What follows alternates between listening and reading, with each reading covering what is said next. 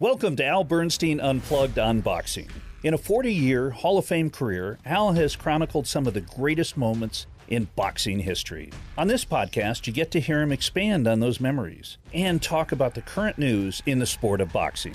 You also hear Al interview some of the biggest names in the sport. Here's Al Bernstein Unplugged. Hi, everybody, and welcome to the show. On this episode, we are doubly blessed because we have two fine guests. We'll be talking with Eddie Hearn, the well-known promoter in the UK and also the United States, the head of Matchroom Boxing. And we will also be chatting with Cris Cyborg, MMA champion and maybe a future boxer. We'll talk a little bit about her hopes to someday cross into women's boxing. And so we will delve into the MMA world a little bit during this show. And, of course, we answer your questions that you send to me at Al Bernstein on Twitter. And let me introduce you to my co-host, Mr. Trip Mitchell. Trip, how you doing today? I'm great, and I'm so happy that you've got Miss Cyborg on because she has the greatest name in the history of MMA. She does. And, of course, one of the greatest women mixed martial artists of all time, in the top 2 or 3, that's for sure. And we had a fun interview, so it was enjoyable to talk to her. And go ahead. Well, I was just going to say, I've had the pleasure of hiring you one time to do an MMA fight at the old Riviera Hotel. And I was shocked. You made the transformation, and you've done it before, but you were seamless. How is that to do MMA? Yeah, we did it. In fact, I think Phil, who did the color with me? Phil Baroni did the color with me on that. And that was about the 3rd time I think I'd done play-by-play on mixed martial arts, and I enjoy it. It was fun. I got to do it on the Elite XC series on Showtime. And I like doing play-by-play on mixed martial arts. I haven't done a ton of it, but it's a lot of fun. And, you do it by being the play-by-play guy, not trying to inject too many opinions in it. And you have to make sure you study enough so that you understand the nomenclature of the sport. But I thought it was a lot of fun. And it was also fun this past weekend to see Terrence Crawford back in action. And he was very impressive in beating Kell Brook. Since that time, as people have talked about what his future plans might be, he's become embroiled in a little bit of back and forth with his Hall of Fame promoter, Bob Arum from Top Rank Boxing, on his future. And we'll see how that plays itself out. But certainly fans, no matter what happens with Terrence Crawford in terms of promotional agreements, fans are very anxious to see him in against the top welterweights. They want him to fight a Manny Pacquiao or Sean Porter or Keith Thurman, Yordenis Ugas, or, of course, certainly the winner of the Spence-Crawford fight, Errol Spence and Spence and Garcia, Errol Spence and Danny Garcia in their match. So, we're hoping to see that. However, Terrence Crawford is situated with his promotional situation as we move ahead. And I think you'd have to say this is a glorious time for that weight. Just that weight class right now. now. The welterweights are long. They all were always one of the strongest divisions in boxing. And right now, all those people I mentioned, plus people coming up like Jaron Ennis and other people of that ilk are going to make that division even extra special. And this, we've got some questions coming up, but this comes from Trip Mitchell, your co-host. What would you say is the best weight class during the best period of the 40 years that you've been working in boxing? Oh, probably the light heavyweights in the 80s. There was a period there. They were great in the 70s, but I started in 1980. In the 1980s, the light heavyweight division was spectacular with all kinds of great fighters. Michael Spinks was involved, still Matthew Franklin, people of that nature. Great fighters. And I thought that division during that period, a carryover from the 70s, was Dwight Cowie was fantastic. There were a number of fighters, and so that was a great weight division. Okay, our first question comes up from Raider Fan Man. Okay, hypothetical, Alvarez, Ward, who wins? Yeah, that's an interesting mythical matchup. Canelo Alvarez, of course, in the second part of his career, I think has firmly established himself as a dominant and fantastic fighter. Not that he wasn't good in the first part at the lower weight classes, but once he got to 160 and 168, he has shown a lot. And, he's a fighter who wins because of he's not a huge volume puncher, but he has power, and he has a rock hard chin that he's almost impossible to hurt. And he's a very skilled fighter. The man he would be facing, Andre Ward, is, in my opinion, along with Joe Calzaghe, the best 168-pounder of all time. And we've talked on this show before and we talked with Andre about that mythical matchup if he had fought Joe Calzaghe, and they just missed each other by a little bit in the time continuum. So Andre Ward was good at a lot of things, but he was really good at one thing, and that was winning. He found a way to win. And he would morph himself into whatever it took to get that win. He and his trainer, Virgil Hunter, would come up with a game plan that they thought were appropriate. Sometimes he would adjust mid-fight, and often would fight in different, he was a chameleon. He would fight in different styles. And I saw him win fights by being on the inside, roughing up opponents. Some would say bending the rules a little bit.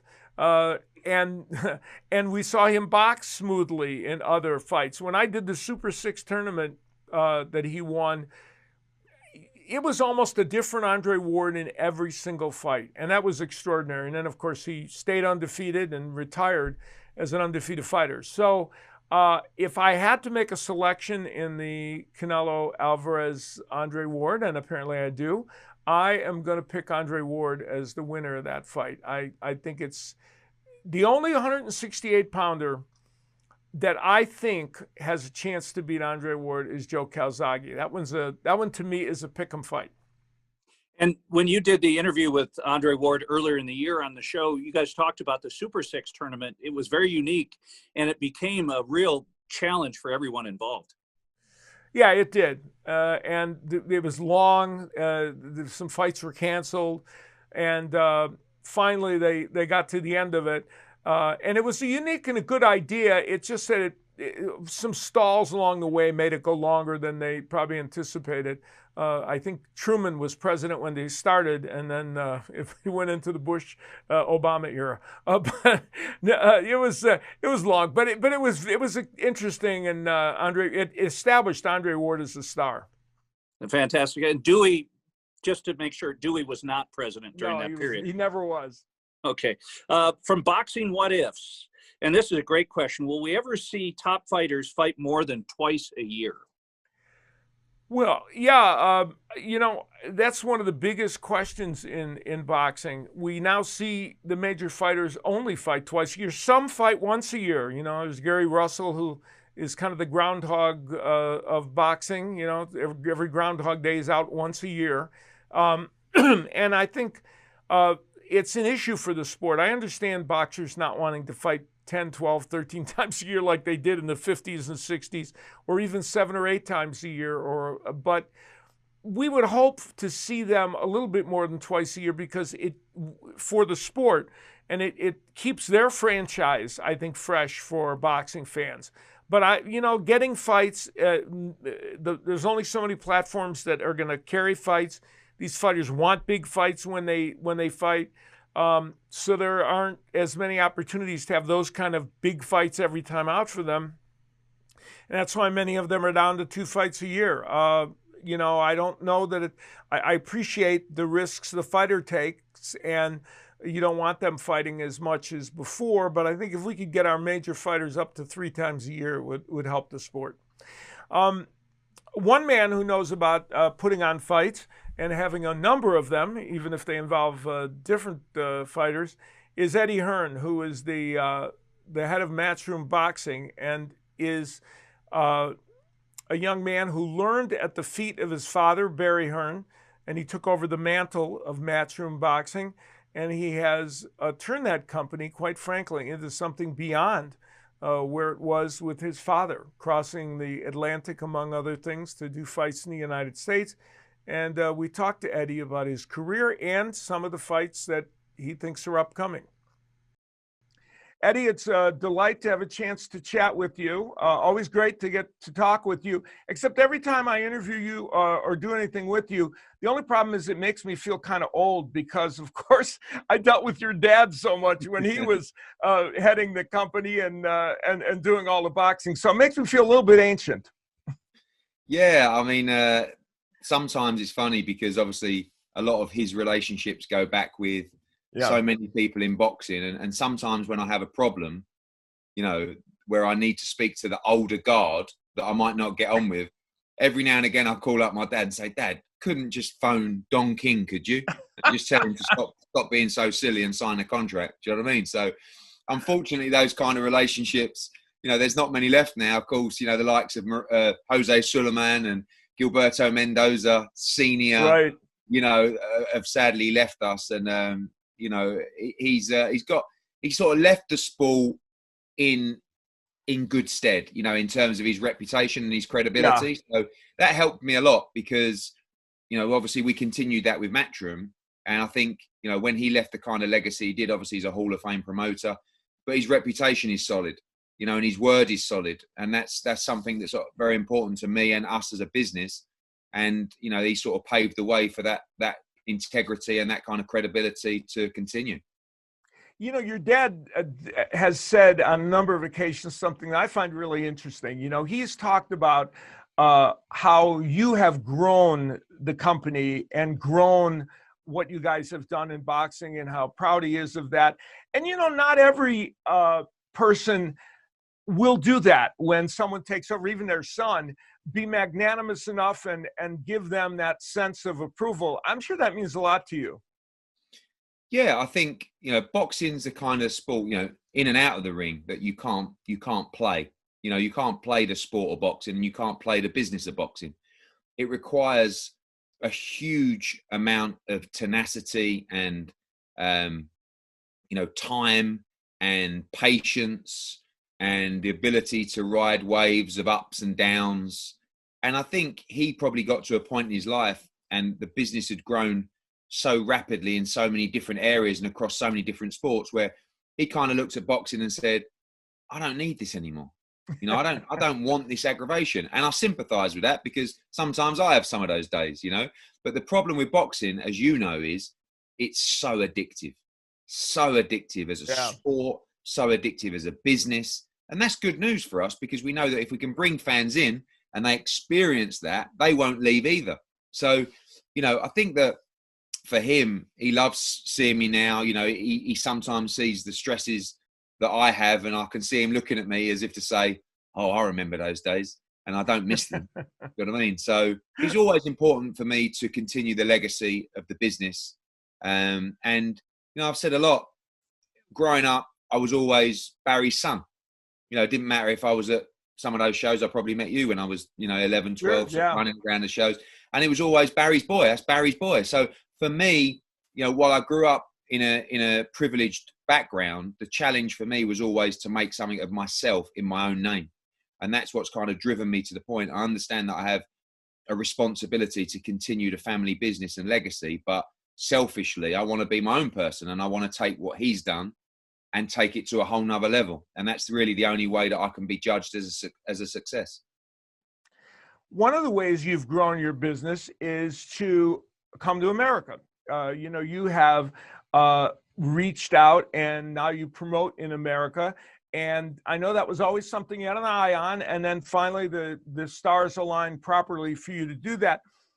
What about promoting in America has either surprised you or confirmed your feelings? How have you viewed this experience thus far? I think I found it quite difficult in all honesty. I mean, you know, I came in very sort of blasé and loud, and that's, you know, not because I was arrogant and thought it would be easy, but that's my style. You know, I'm not the guy to come in and undercover and sort of keep everything quiet. I want to make You're not an an impression. introvert. No, but you love me or hate me, as long as you got an opinion, it's not a problem. Okay. Yeah. So coming in, I think the biggest challenge for me is understanding not just the position of the sport in America, but understanding the public in America and their perception of boxing. Yeah. And the difficult thing about America, but also the great thing about America is it's really almost like a lot of different countries in one country. In the good old UK, what works in London works in Manchester. Good and point. what works in Manchester works in Newcastle. However, what works in California doesn't work in Chicago. And what works in Chicago doesn't work in New York. So it's really about understanding, as I said, where boxing sits. Over the last 10 years in the UK, we have built a fanatical fan base for boxing and made it certainly top 3 in terms of importance of sports in the UK. In America, where does boxing rank? And, you are blessed to have American football, baseball, basketball, hockey, and you're also blessed to have an amazing college system, which all of those also sit above boxing. You also have UFC, which has done a tremendous job. So boxing is well down the pecking order. But what boxing will always have is the history, and that credibility, and that there's nothing like a big fight, and I think, we've only been in the marketplace, obviously COVID sort of wiped 6 months out of our lifespan, but really only been in America for 2 years. And I think the Zone have done a great job because I feel like their schedules is competitive, if not better than everybody's. But we went from a standing start. I said in an article the other day, the Zone doesn't have the brand recognition yet, obviously, of ESPN or Fox. So we launched this new app and we were disruptive. We had to come in, we had to spend a lot of money, we had to make a splash. Canelo, Anthony Joshua, Triple G, Demetrius Andre, Danny Jacobs, Usyk, all of a sudden, all these stars on the platform. And all of a sudden, the conversation went, who is number one? PBC, Matchroom, or Top Rank? Fox, DAZN, or ESPN. The fact that we were even in those conversations, I was quite secretly chuffed with. Do you know what I mean? So the bigger challenge is, how do we grow the sport of boxing? How do we keep the momentum? And the fact is that, the more broadcasters, the better. It's amazing with America's system of pay-per-views, which still, I get so much stick in England for doing a pay-per-view. It's $25. Yeah. Do you know what I mean? And they want to string me up. Right? If I came, imagine if I started pricing it at $75, $80, honestly, my house would be burned down tomorrow. So like, I feel that price point, and this is a deeper conversation, but that pay-per-view price point, in my opinion, has to change, because you've got great stars like Gervonta Davis, fighting Leo Santa Cruz, and even the Charlo card, and they're struggling to hit 6 figures. At a reduced price point, can we increase the audience? And it's a very fine line, because we do know that subscription services and pay-per-view models will always pay more than a traditional, broadcaster, maybe with a bigger audience. So we've got a lot of work to do. But it's been an amazing experience just learning about your country and about your cities and about your people, because I love to understand how fans think. And I think that 2 years has given me, we've had events in Boston, Philadelphia, Phoenix, LA, Chicago, Texas, upstate New York we're in. I mean, it's so many different areas we've been to. And I think we went to Kansas City. I mean, like, it's just, and it's just, I've loved it. I've really loved it. Yeah. And although everyone's backs against the wall at the moment in the world, and of course in boxing, I'm really still very motivated, because, in terms of my job of 100% where I want to be in American boxing, I'm at about 20%. So I'm nowhere near, I've just scratched the surface. And secretly, there are still people who will say, and maybe quietly right, oh yeah, he thought he was going to come over here. Hearn's failed. Well, don't ever tell me that, because you're banging trouble now, and that fire burns within. I'm still very passionate about the UK market. Some might say we've cracked it there. I don't like to think like that, because it becomes dangerous. Right. But certainly in America, you know, the knives will be out to say, oh, Hearn couldn't do it. He couldn't do it here. And that really fires me up more than anything. So I'm still very positive. We have, you know, a great commitment from DAZN. You know, again, people say, oh, yeah, you know, the rumors go around. We had a great meeting the other day. We have a really solid 3-year plan in America. And that's the kind of, you know, time period I need to really see where we can take this thing. And I'm very positive because I believe we have a great sport and I believe we have a great product. So you remain bullish on DAZN at this juncture. Some people feel they're a little bit at the crossroads, but you're feeling very confident about them as a platform now, right? Yeah, I mean, we need to understand DAZN, especially now with the launch of their global product in December. Right. DAZN is a global service. America is one of their markets. Right. You know, you look at their success in Germany, in Italy, in Spain, particularly in Japan, you know, in Canada.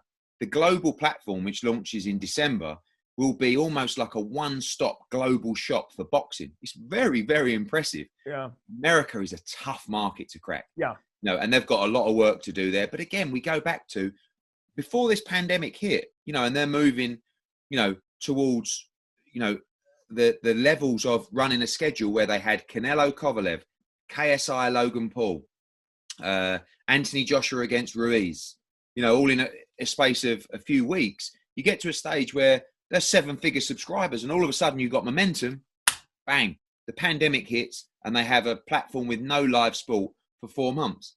It's a big depletion.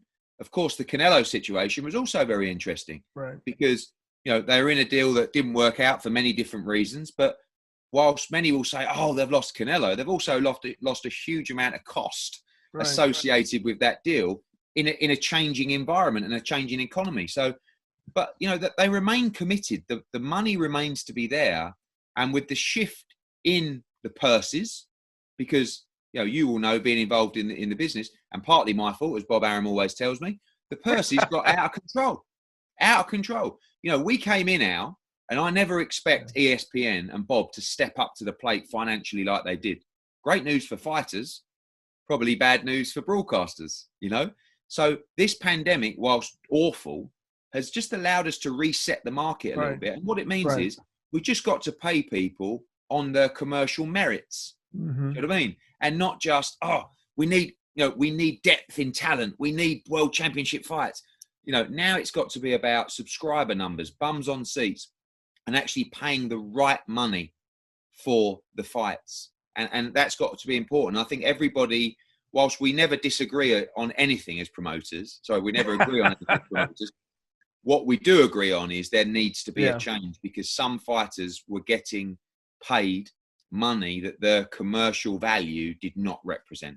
And the only way we can build a solid fundamental business and deliver value for money for our broadcasters is to make sure we adjust purses so people get what they deserve in terms of the value that they bring. Yeah.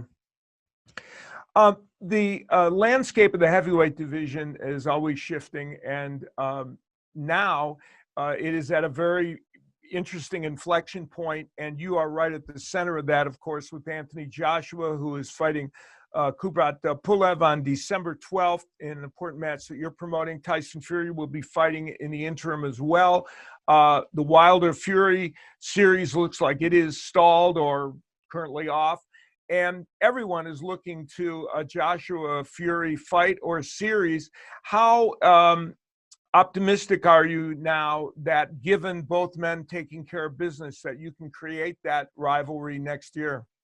I think it's an absolute must. You know, I think sometimes it's difficult to make fights because there might be one person or, you know, a fighter that doesn't necessarily want it. There is no one from either team that doesn't all acknowledge that fight, all being well in December, must be next year, and must be 2 fights. You know, that's the plan, 2 fights. The only thing, I guess, hanging over it, other than the fights in December, is maybe the pending litigation from Team Wilder, trying to exercise this rematch clause, of which, you know, we've seen lately.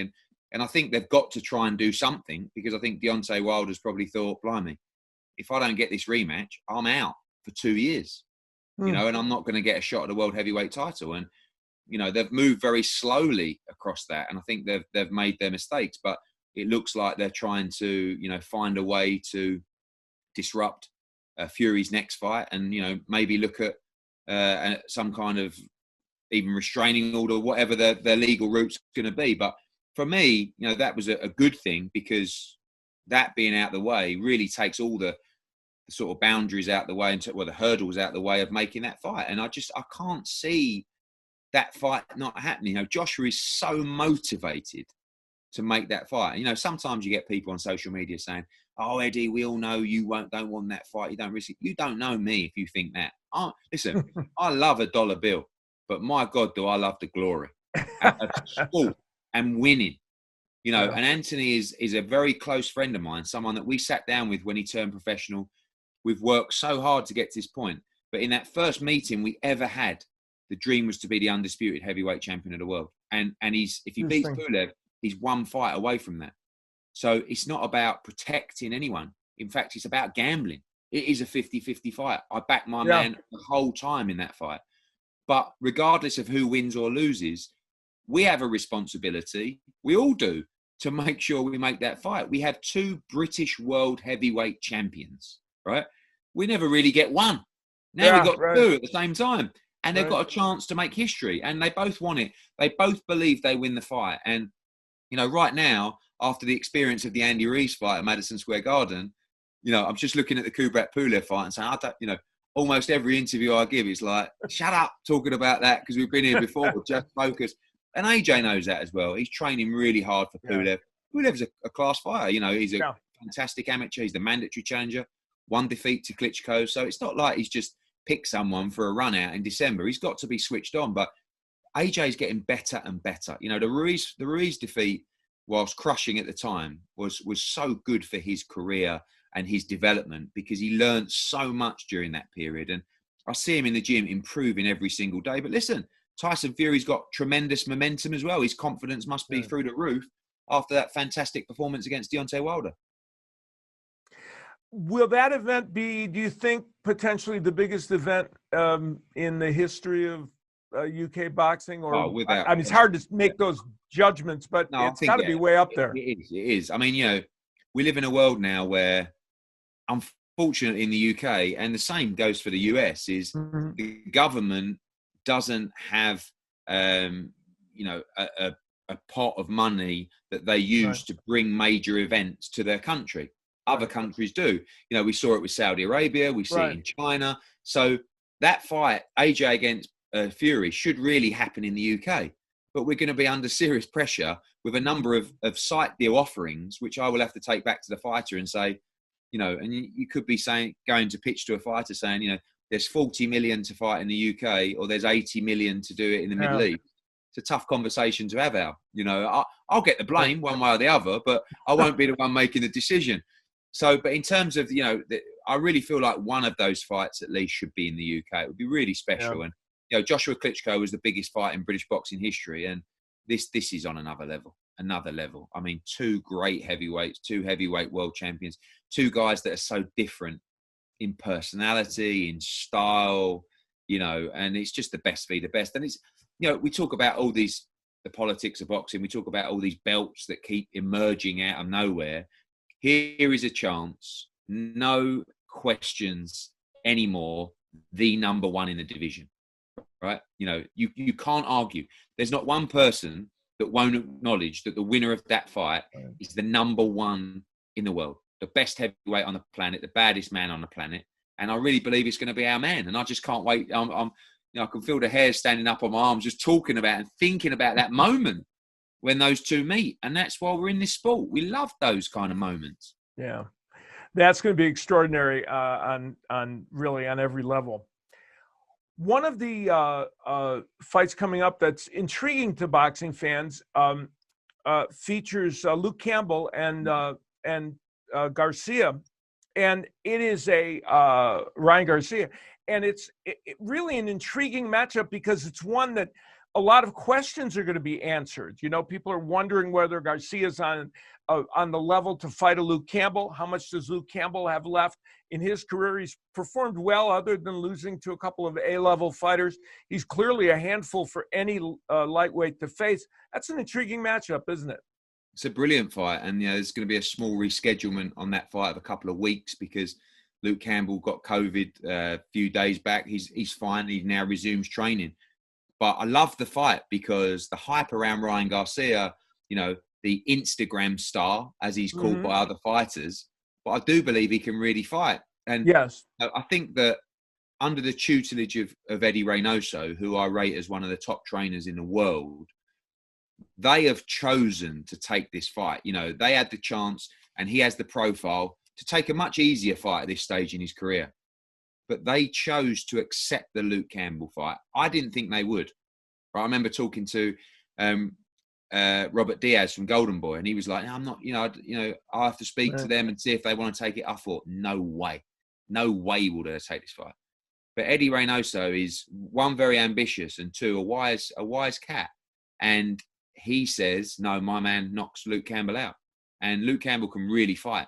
I love the fight because, you know, it's one of those where if Ryan Garcia is super special, maybe he goes in there and does a job on Luke Campbell. But I believe Luke Campbell is a very special fighter, and it could be a mismatch. Campbell could school him. Do you know what I mean? We just don't know. That's the fascinating thing about the fight. But I think it's going to be a very difficult fight. I think Campbell is the superior boxer. I think Ryan Garcia's hand speed and explosiveness is tremendous. Just a brilliant lightweight fight in an unbelievable division. You know, for years, haven't we? We've been looking at the 147-pound division saying this is the standout division. All of a sudden, the 135-pound division is absolutely the red-hot one in boxing now, outside of always, you know, the heavyweight division. And that's another great fight for it. Yeah, that's going to be special to watch. Your company has made a true investment in women's boxing, and you've just had a card this past week, a major card with Katie Taylor, and you have put on continually some superb boxes in women's boxing.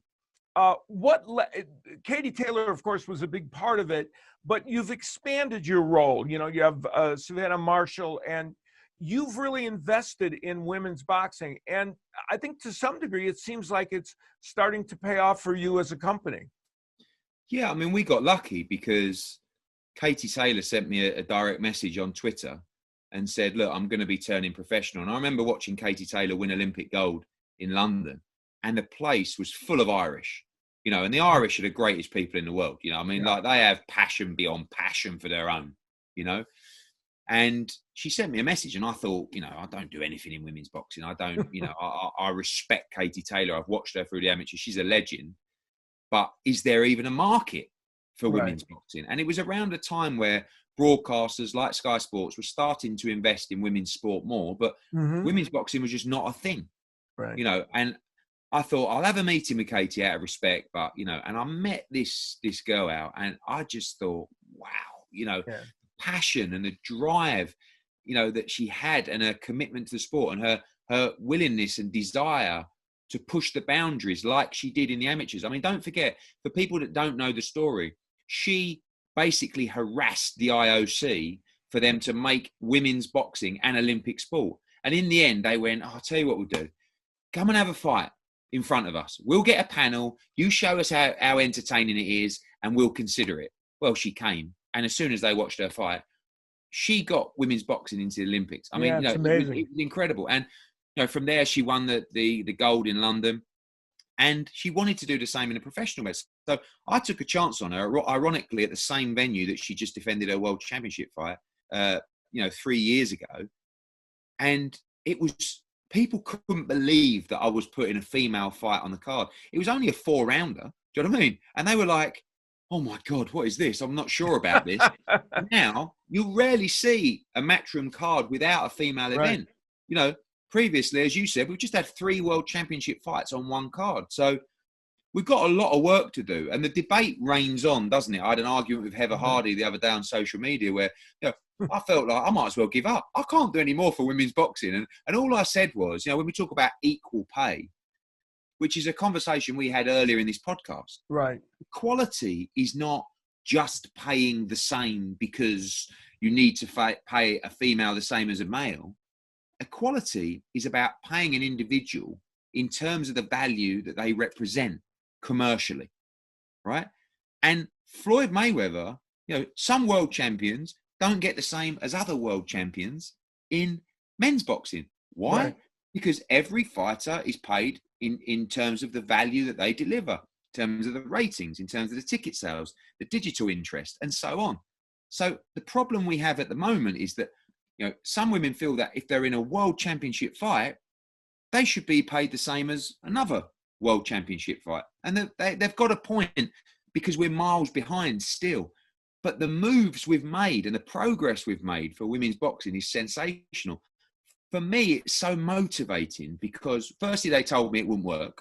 And that was, again, you just can't say that to me.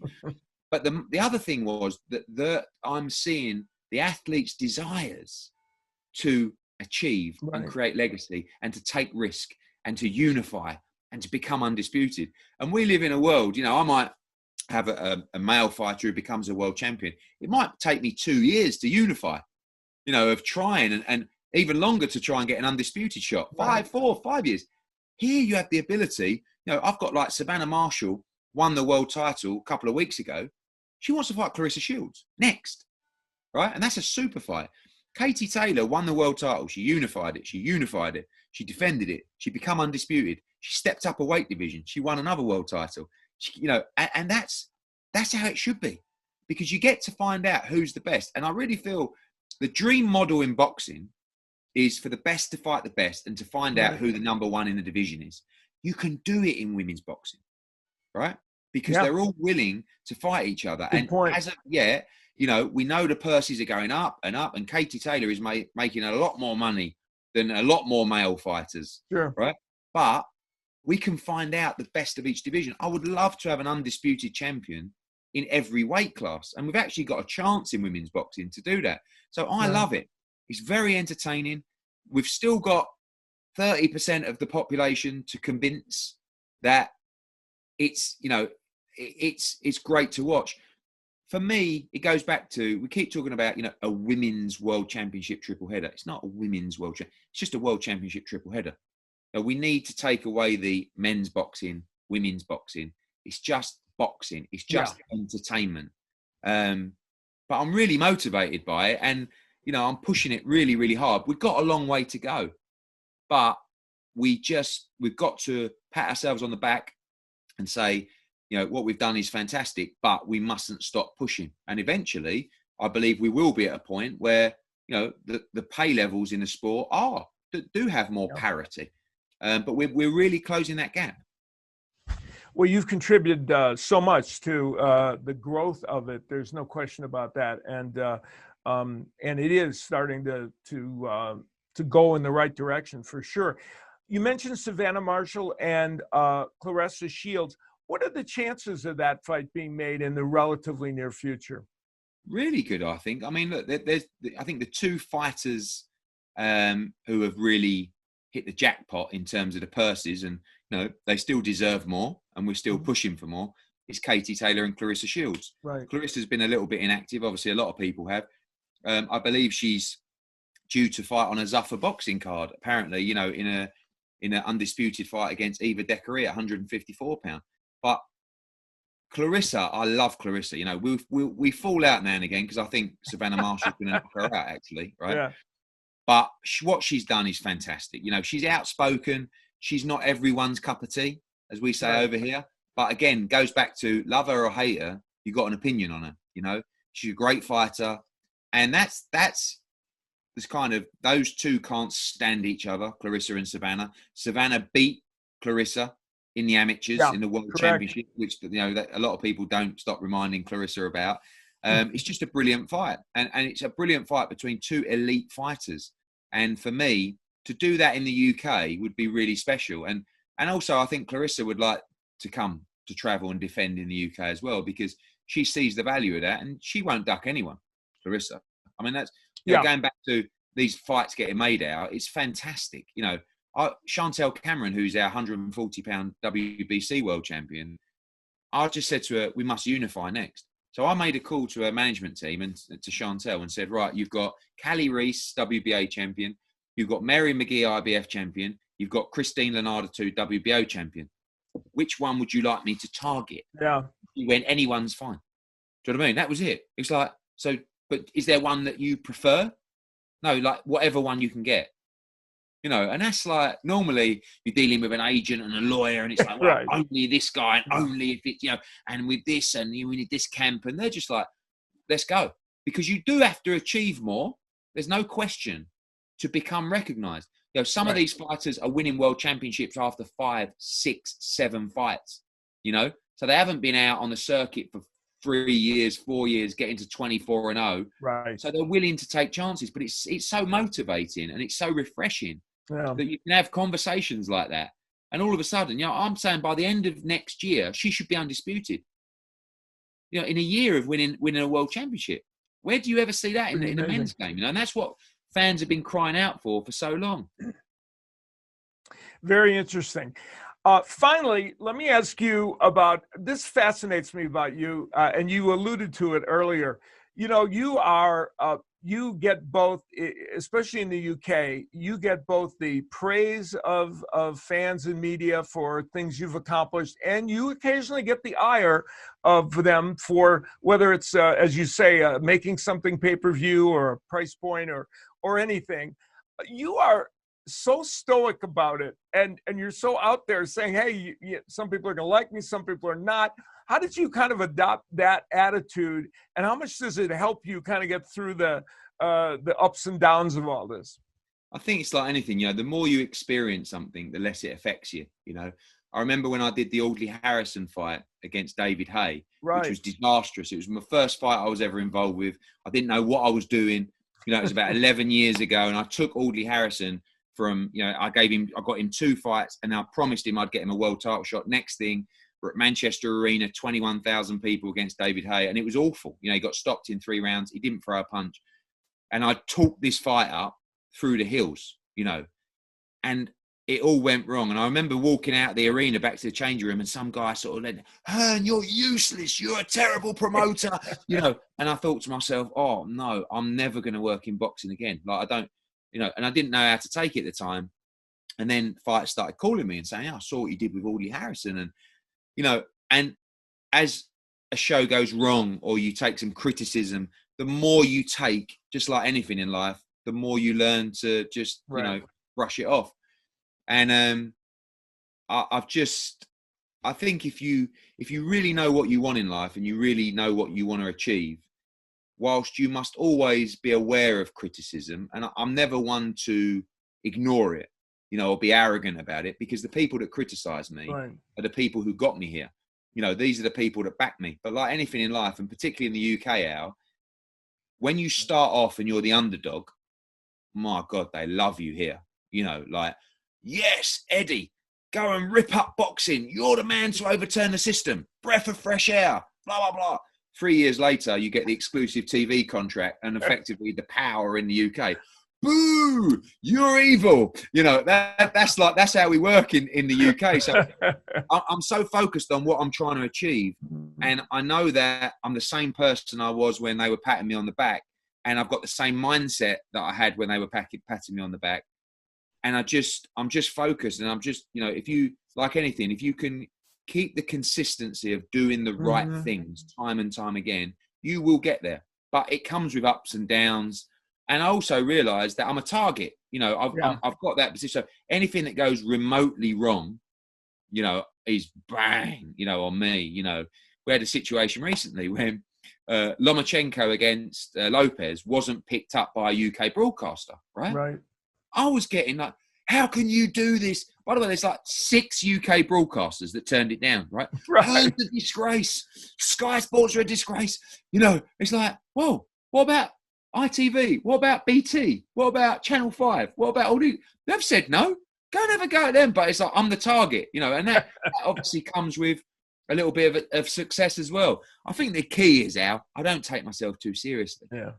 You know, I like to have fun. I realise that I've had a good run. It can all change very quickly, but I'm comfortable and I'm confident, and I'm comfortable in who I am. I'm confident in what we're doing, but I like to have some fun and I like to tell you the truth. So sometimes I get myself in trouble in interviews, particularly over here, where I'm just honest, you know, and they might say, well, it's a pay-per-view. Oh, it's £19.99. Hearn, you're a disgrace. And I go, don't buy it. What? It's like, well, listen, you know, I can only do this show via this method, and I'd rather do it than not do it. But you, the customer, have a choice, as you do every time you walk into a shop, Right. you know, to purchase this product or not. I believe it's going to deliver value for money. I believe it's going to deliver excitement and happiness for you. But if you don't, no problem. Have a look at the next one. Oh, you're so arrogant. It's like, I'm just telling you the truth, you know. So look, the key for me is just, you know, be happy, enjoy yourself. Don't take yourself too seriously. And if you've got a clean heart, if you're doing the right things, then, you know, the rest is in God's hands. Eddie, well put. And I appreciate you coming on and visiting. It's a good chance to kind of catch up with you about both the past, the present, and the future. And the best of luck to you. Cheers, Al. Every week now, this week and next week, leading up to the Errol Spence Danny Garcia fight, I'll be doing a feature on that fight, which in fact is brought to you by That Pay-Per-View, featuring Errol Spence and Danny Garcia on December 5th, in which you can see these two great fighters battle it out for the welterweight championship. You can check your local providers on how to order the fight, but it should be an exciting evening of boxing, and they are bringing you this special report. For today's report on the fight, I'm going to talk about the trainers who are involved. You know, in this day and age in boxing, we often have quote-unquote rent-a-trainers, right? You know, boxers will switch trainers quite a bit, and oftentimes they're working with someone that hasn't been with them for their whole career. In this time in boxing, there are only a certain amount of fighters that have had somebody with them from the beginning. And these two fighters are an example of that, each though they're a little different. For Danny Garcia, of course, his dad, Angel, who will be a guest on this show, in our next show, he is, of course, been with Danny Garcia. Angel Garcia's been with him since the beginning when he was a youngster. And his dad has forged I think the kind of a bond with Danny Garcia, even in their unconventional way, that has really helped him. And he knows his son, he knows what he's capable of, and he knows what buttons to push. And they, as a team, have done a very good job. Now, Errol Spence also has a trainer in Derek James who's been with him as a pro from the get-go, and they have a very intuitive and great relationship. Derek James also trains Jermell Charlo, the unified 154-pound champion. So he has won Trainer of the Year award already once before. So what both these men share is a trainer that really understands them, and that when they get into the heat of battle in a major fight, they're going to get the best out of that trainer, and he's going to understand what they're capable of and how to get the best from them. And so I think while we're going to be looking at what they do inside the ring, we're going to be looking at the two men on the aprons of the ring also, and how they function in this match, and their duel of wits, if you will, in this matchup, and how they fare against each other as well. It should be a lot of fun on December 5th, and as we pointed out, you can check your local listings and check your local providers and see how you can order that fight. Now, we talked earlier about our second guest on the show, the terrific MMA champion with both UFC and Bellator, Cris Cyborg. She is a woman who now, as she heads toward the last part of her mixed martial arts career, still has challenges left in MMA, but is talking quite seriously about expanding, and perhaps the women of women's boxing could be an area she would expand to. And we got a chance to chat with Cris Cyborg. Here it is. Cris, thanks so much for joining me, and I've looked forward to chatting with you. I don't get to cross over into your sport and interview people like you that often, so this is a real treat. I was so happy to see your last fight against Arlene when you were just so dominant in that fight. That was actually one of your most amazing performances. You had to be surprised, maybe even at how easily you were able to dominate her. You know, for this fight, I really work very hard for all my opponents. But for Arlene Blanco, we really work a lot of boxing too, but I work a lot of grappling, because I know she's two-times world champion in boxing. She have a lot of boxing fights. And then you say, it's MMA, mixed martial arts. Let's find the better way to go if in the strike. This is my specialty too. I like to strike. But, I always train jiu-jitsu, grappling too. And they say, if this easy way going to be grapple with her, I'm going to do. But, I feel good in the boxing too. I always feel great in the fight. Well, and you submitted her, which, correct me if I'm wrong, I think that's only your second or third submission in MMA. So that you did something a little different, right? Yeah, for me, it's the first time submission in my career. Oh, first? Okay. First time. I was never submit anybody. But I really always train hard, for submit the girls. But I always have in my heart, like, finishing strike and the punch. And I have just this mentally that now you're working, mix my shorts, everything. And I have the first opportunity to submission one. Yeah, that was an amazing performance, that's for sure. You and Gina Carano, when you two fought years ago, that was kind of the beginning of women's mixed martial arts taking a step up. Were you kind of aware how historic that fight was when you did it?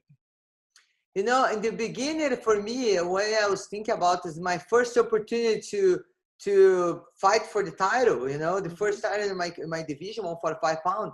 And for me, I did a couple fights before in America, and the people know a little bit about me, but know a lot.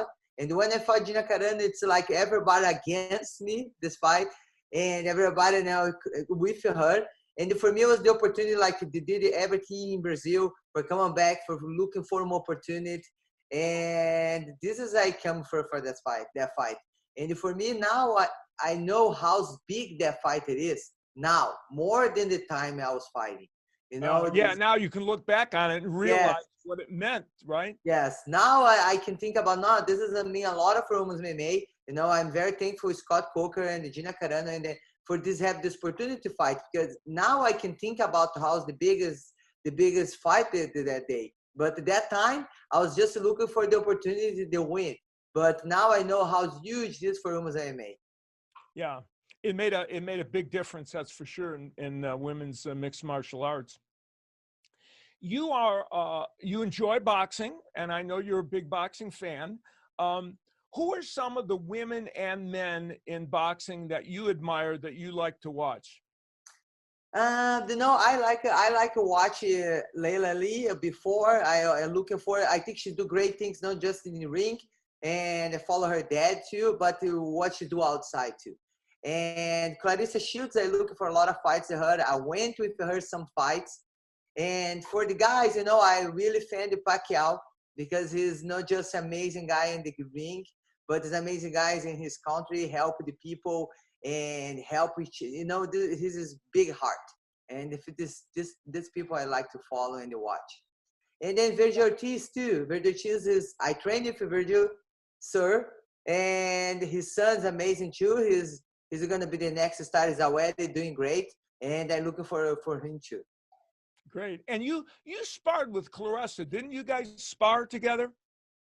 Yes, she's just fought at the time I called her, and she said, Chris, I can go. And then she show up here, and then we trained a little bit. We did some sparring together, and it's very nice, because I have some girls too. She's then try for big to Olympics boxing, and sometimes when I have a fight, we call each other, we do some sparring together. And for me, it's sparring only boxing. For me, is like normal in my camps, because I really feel like I learn more when they sparring girls doing boxing. Not just girls, but guys too. But for me, I know it's different sport, because this I like to do sometimes only boxing, sometimes only BJJ or wrestling, because I feel like I can grow more in my game. Interesting. Now, you have talked once in a while, you and I have communicated in the past about how you've thought about at some point in your life having a boxing match. Is that still something at this point in your career that you think about? For sure. I have a dream. I have a dream to do one boxing fight. Maybe I can do more than one. But for me, in my career, I always competed I do mixed martial arts, but every arts I do separate. Like BJJ, I competed by yourself. Wrestling, I did. Muay Thai, I did. And for me, boxing, the only one I didn't try yet by herself. And I really, after I think it's gonna be 2 years, 1.5 years, I'm focusing training a lot of boxing, and more for me upgrade, learn more, and for can have this opportunity for be prepared. You know, I want to be doing, if I go to this, I want to be great. Well, I'll tell you, watching that sparring session, and of course, watching you in mixed martial arts, you're such a good striker. I would have to think you could make the transition into boxing much quicker and with more with a lot of success, more than maybe somebody else in the sport.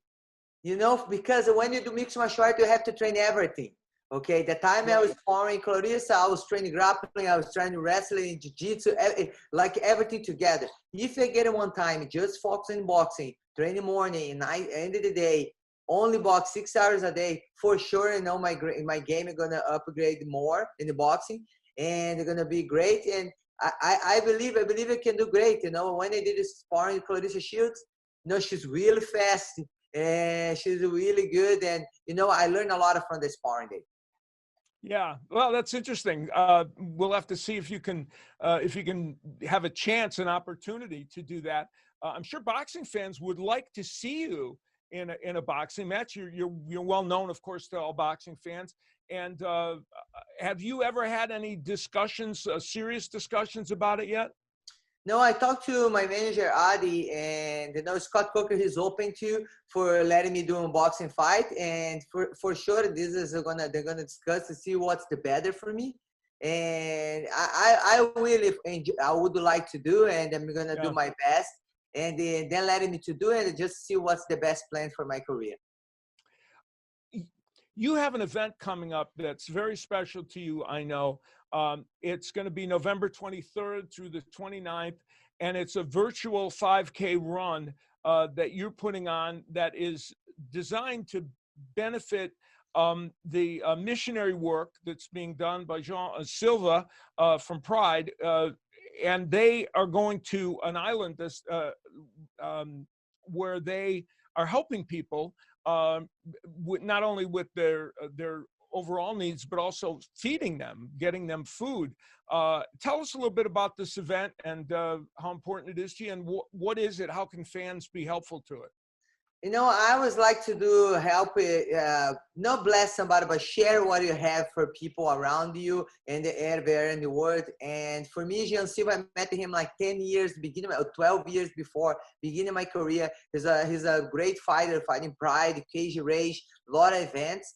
And then he's started now, be a long time, he started doing missionary work. And he moved to Portugal, and I went to Portugal with him, and I went to some prison over there, talk about my life, bring my belt for them, speech for the kids, you know, and the kids in there like under the 21. And I talk with them. And then Gian now he's moved to one island over there, and then he is talk about gospel and give the hope for the people, and the people who live in the street who need help. He is help them. Then have one website in the Facebook, like you say, okay, I want shoes, and somebody donate the shoes, then they trade things, then change things, you know, like help. Okay, you don't want the shoes anymore, okay, but you have one shirt I need, then switch stuff over there. He's starting doing this, and then now he's cooking every week for people, the homeless live in the street, and this is doing very good. And he's told me, Chris, you know, I need a big kitchen, and I need to improve because he's doing his house. Have a lot of people in community help with you.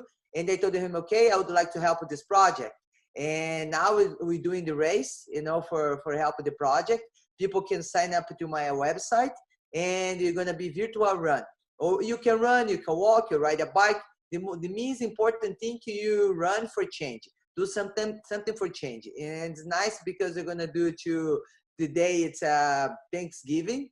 And you thank you for everything you have, and just help with the people. And people are gonna be running virtual running with me. I was gonna run it as well too. I'm gonna send it to the people one certificate signed with from me. Be thankful for you help us. Excellent. And they can go to your website, which we have on there, and they can sign up and be a part of it and participate with you to help. And it's certainly for a good cause. Yes, people can go to CrisCyborg.com and sign up, and you're going to be Man, it's gonna be very nice. You guys are gonna love and participate. This is gonna feel great after. And for sure, when he start building, I'm gonna put picture in my Instagram, picture in my website, for you can follow the work and they see how well to work. That's terrific. When you think of your future in combat sports, how long do you think of yourself continuing to compete in combat sports? Do you have kind of a timeline in mind? You know, I never think about it. I think it's very delicate time. But for me, I feel great. You know, I don't feel when I don't have any bad injury, and it make me think about when I see Anderson Silva this weekend.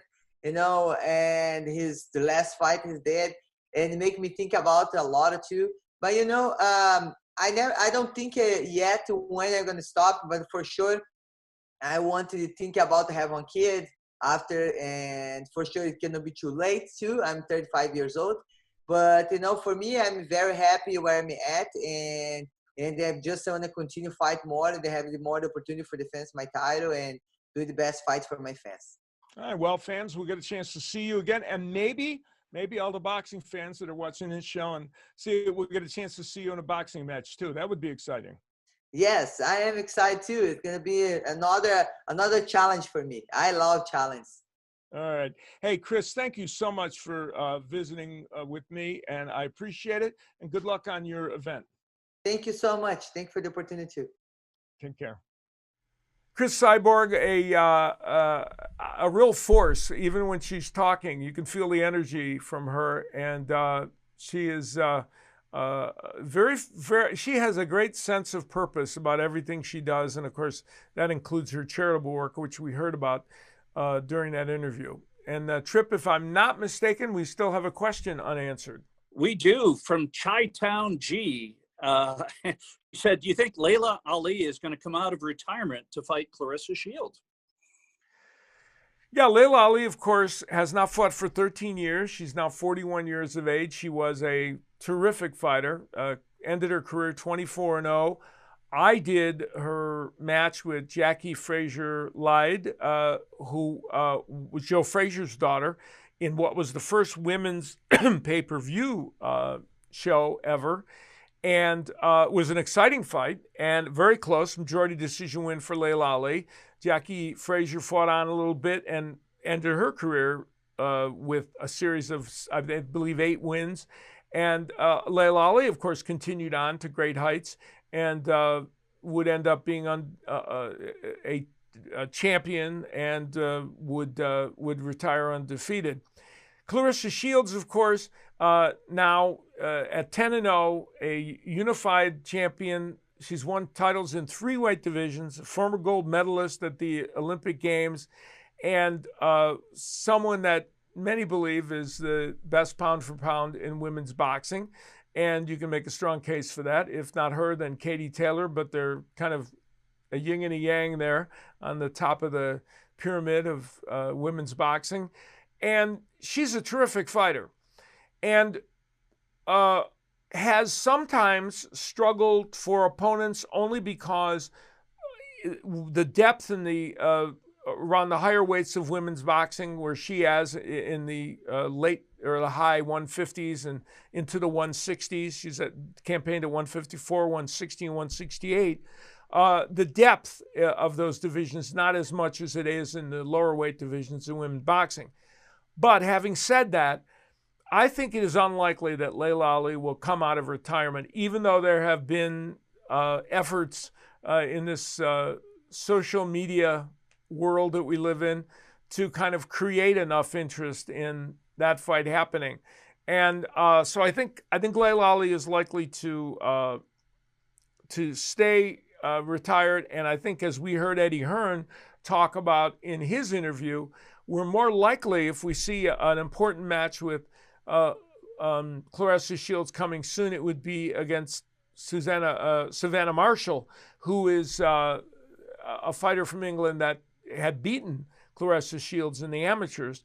That would be, I think, a big money match for both of them, and would be, I think, something that fans of women's boxing would want to see. Now, we talked about social media making a boxing match. Well, I think social media is completely um, responsible for the idea that Mike Tyson and Roy Jones Jr. are getting together on November 28th to fight. Social media helped create that fight.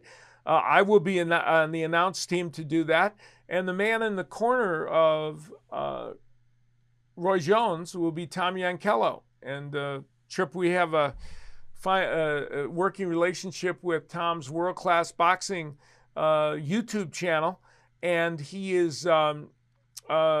that channel has on it great videos that are not only instructional for amateur boxers, which they are, but for the folks that are just boxing fans. Watching that that channel is interesting because each video not only talks about instruction, it talks about different styles of fights, how fighters combat certain things. And if you're a boxing fan and you're interested in the intricacies and nuances of the sport, that's a site that you want to look at. So take a moment or two of your day to take a look at Tom Yankello's World Class Boxing channel, and you'll see some very good stuff. And next week, our next show, I should say, we're going to be featuring Angel Garcia, the trainer of Danny Garcia, and also Sebastian Fundora, who is a very, very good 154-pounder, a kind of an oddity in that he's 6'5" tall, but that doesn't really tell you the whole story of Sebastian Fundora. It's not just height that makes him this kind of surprisingly, gifted fighter. He's very good, and he's going to be on the undercard of the Spence Garcia pay-per-view, and so we're going to chat with him a little bit as well. And so, Trip, we should have a fun show next time. Can't wait. Great time of year for boxing. That's for sure. Well, we're glad that you joined us on this episode, and we will see you next time.